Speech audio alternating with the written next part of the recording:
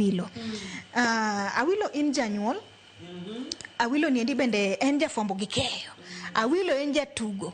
Awilo en nyako manitiere limelight. Ingeni mondi beda e limelight mondi kaka nyathi manyako nigo jiweche mang'eny saidi. Sana. Nitie jok moko ma en osiko mana ni in ming'e jiwo ji. To into siemnu achuori. You know. Into ting'ete aonge mabai. To siemnu achuori. Kare gima nikelo. Ichake gima bor.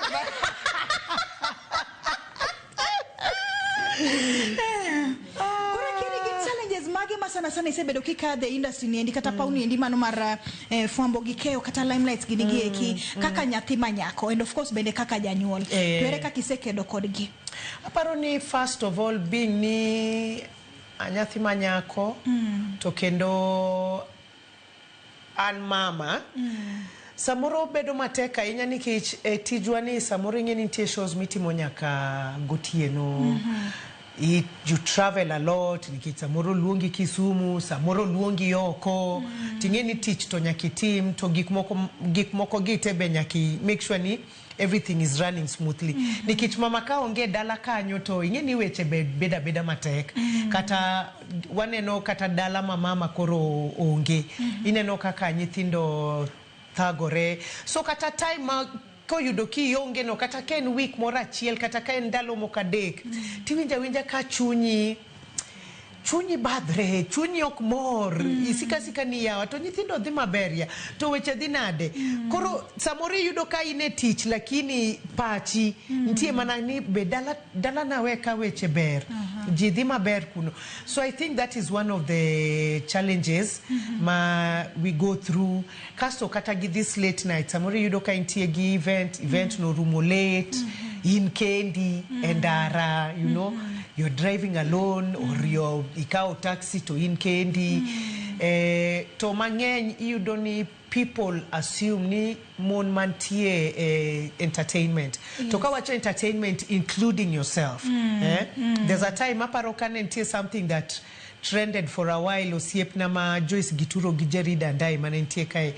We shared it in a group kanga tondiko wacho ni mon mati entertainment gi media are very boring to gin mon moero wuotho gi chuo mopogore. Yes. You know, that is the image that people have. And when I say people, I don't mean everyone. Yes. But ntie jok moko ma waneno ni mane pachgi, you know. Emomiyo kata ka kiwinjo ni Wilbroda ni si macha ni single. Maka ingeni gin gi wuotho gi chuo mang'eny. That is the very opposite. That is the very opposite. Kendo kiromo gi Wilbroda mopogore from what you see, it's a very different person, you know. So I think those are some of the things me you don't imagine challenges ma me nemantie industry ni they go through. And I feel also ni nyaka iket kinda etiji even more than dichuo, because kata research onyiso ni mon tiyo mateka inya but kata ichulogi matin molo chuo. Yeah.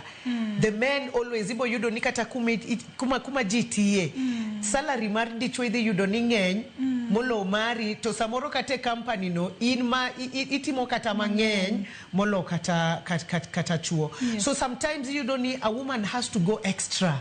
You have to go extra nyaki man gimoro mitimo on the side ogniti chachiel ni kende gimitimo. Yes. Nyakineni ntie gimoro mimako koni kamondo gigite kiketo kanyakla iketo together then iwacho ni at least makora nyalo nyiewo godo puodho manyalo nyiewo godo mtoka moro matin manyalo nyiewo godo law moro masebedo ka gombo nikech koro nyakimany imany koni kanyo mano ekaka inyalo dak maber kadhako.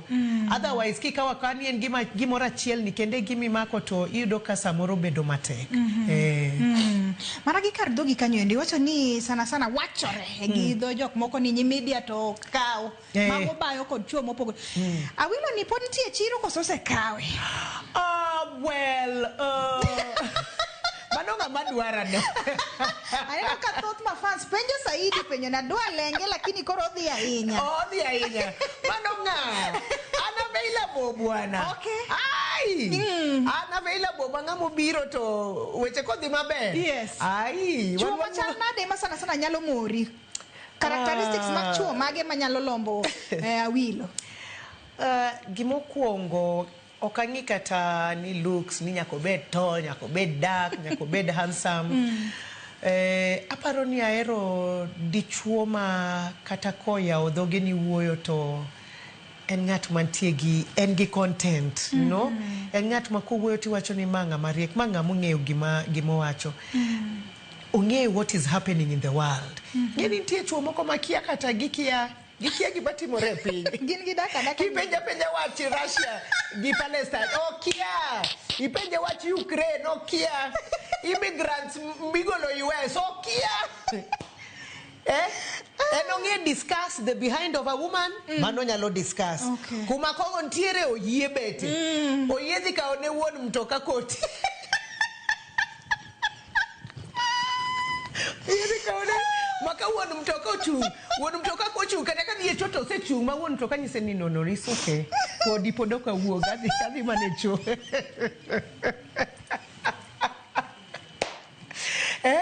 Adwaro a man of substance. Makata kawa bet kamoro, even when we exchange ideas, you know, a man who can help you grow. Manyalo nisini Awilo. Kakoro content nini. We mundo wate mundo waket. Maka makolwete to obeo makolweta. Yes. So I think that is the number one. Ngamoluoro kendo ero Nyasaye. Mano ngamba ber ngama nyalo makolweta kata sama walemo. Yes. Nikech samoro e piny ni you look at all hope is gone. True. You know, samoro king'iyo mbele ng'iyo chien kata Kenya wa kaka ntie sani. Ji mang'eny makiwuoyo go to chal kagima koro girita tho, you know? Wacho ni ma koro rumo. Pesa onge, uchumi rach, kiango. Yani usika ni gik moko te rach. Lakini ngeni ngamo mako Nyasaye. Ongeni kiny. Nyasaye bomaka. Tomorrow will be a better day. So someone like that, ngat maka kelo nyanya to eno kelo kitungu. Ok ngat mabobet ni babe. Or na pes Wi-Fi.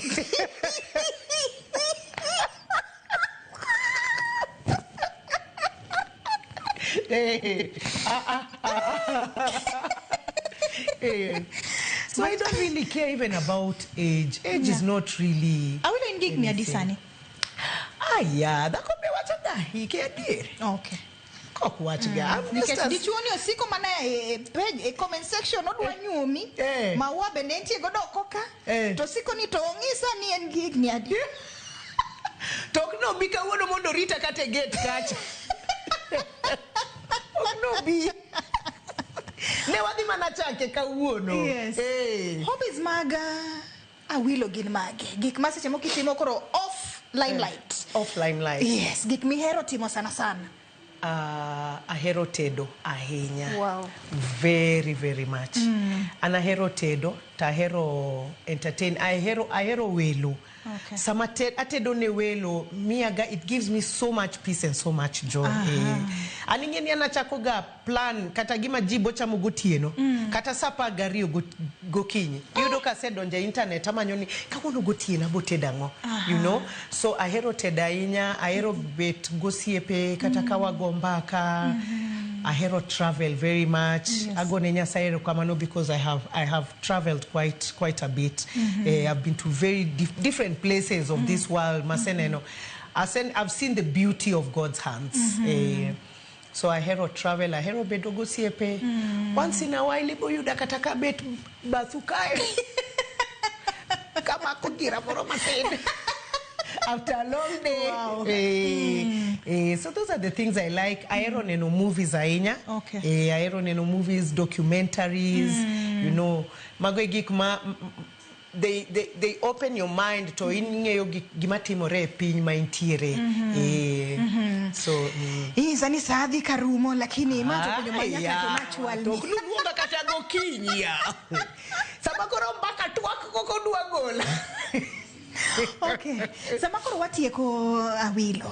Nitie shoni mamoro oganda radio mabene okabilongo nyinge kaende. Kikiluongo. To moro ga fans mang'eny saidi. Aneno ka jowinjo bende pejo kabisa ni to tich mar radio ni endi en ka gi ginang'o ma ng'ato dwarore mondo tim tijno endo mano mar radio nikech chiemo ko nyalo bedo ni ikadhe gik matek to koro ing'eni yamo kacha ng'ato ok dwa ne ka in mudi kopogre gi mano nitie jok moko ma jaji kaling'ana kod gik mitimo ang'owa miwache yamo lose mana machoko ewi tiji mar radio aparo first of all ing'eni aseromo gi ji mang'eny manyisa ni we hata siwezi kutaka kukua na wewe uko na mdomo sana wewe unaongeanga sana na you're too loud aniso kini mano radio that is very different because sami winjo radio no mano ok Jackie mawuoyo mano Wilbroda koro I take on a different character nikech kata accent matiyo go de radio kanyo and accent mopogore gi kaka iboromo gi Jackie so that is one of the things mayudo gani jiwacho jibo yudo kanga tuacho ni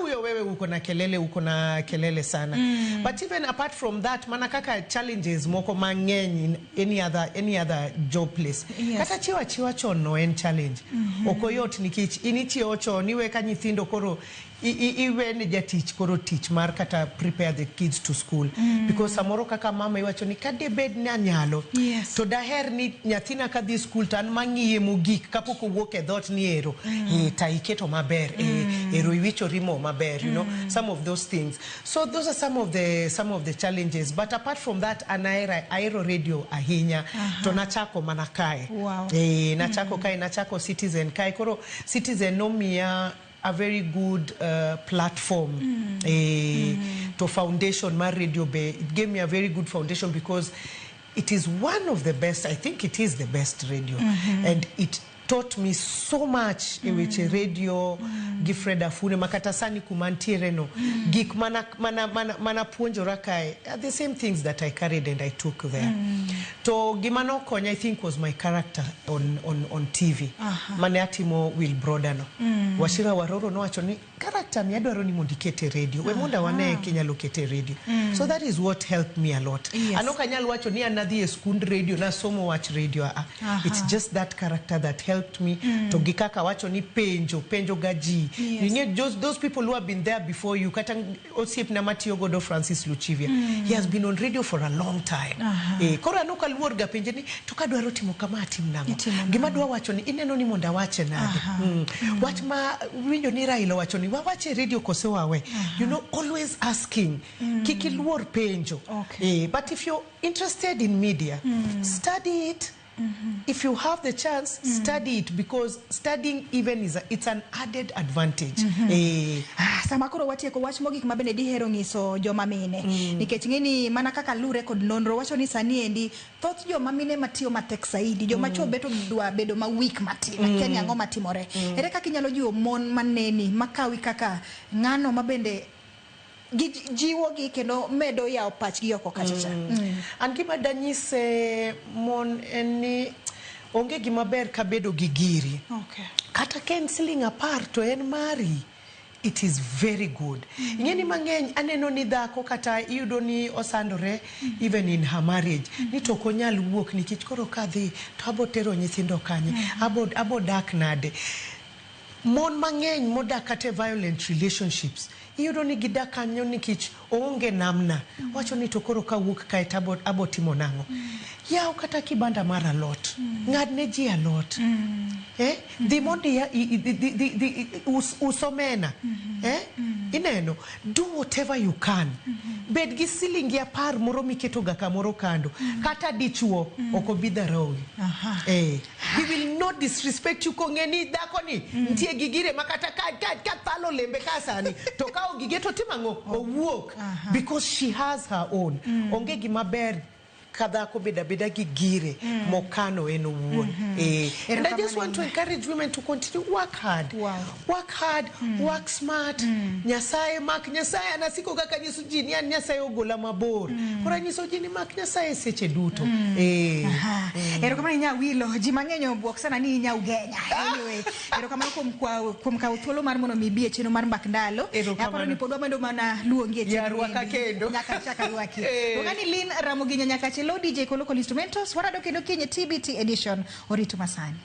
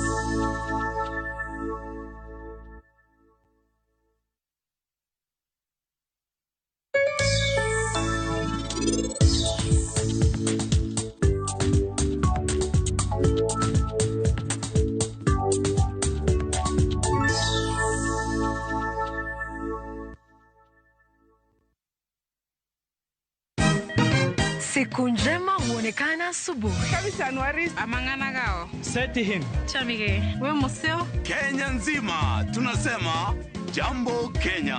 Wax, tiki, taka. Tuende sana my people. Hapa ndo nyumbani kwa muziki wa Afrika Mashariki na malezi ya vipaji. Sasa tuko tayari ku drive on. Mibibi na mijize. Leteni porojo sasa. Kwa habari za kuaminika kutoka kila pembe ya nchi. Are you ready? Leo kati ya Ingwe na Gor Serikali. Hapa ndio home. Radio Citizen, radio number 1. Radio